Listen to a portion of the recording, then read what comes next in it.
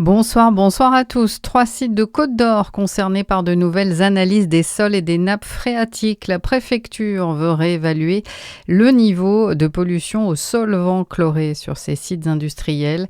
Les sites concernés sont ceux de Kyocera à Saint-Apollinaire, l'ancien site TTD à Aussonne et l'ancien site initial BTP à Dijon. La ville de Dole, elle est au rythme de la fanfare et du cirque ce week-end. Le festival propose des spectacles et des animations dans pas moins de 21 lieux, dont certains sont nouveaux d'ailleurs, comme le cloître de la Visitation, la Collégiale, la Fontaine des Lépreux, ou encore les lycées Louis Pasteur et Charles Nodier.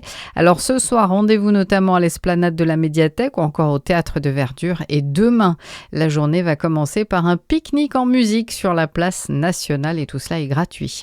La ville d'Autun en Saône-et-Loire, elle vient de récupérer quelques trésors archéologiques issus des fouilles près de l'église Saint-Pierre-l'Estrier. Réalisé en 2020, l'État, jusqu'à présent propriétaire de ces objets, a finalement décidé de les céder à la commune. Alors il s'agit de bijoux en or, d'épingles ou encore de l'impressionnant vase en verre dit diatrette datant du IVe siècle. 2000 objets au total rejoindront la collection du futur panoptique d'Autun Musée Rollin.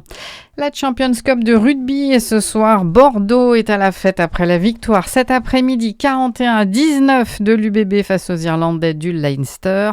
Le Bordelais qui remporte là leur deuxième Coupe d'Europe de suite.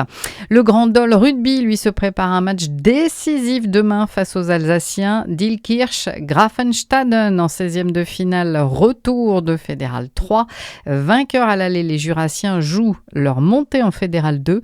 Le coup d'envoi, ce sera donc à 15h demain au stade de la Pépinière de dans Paris.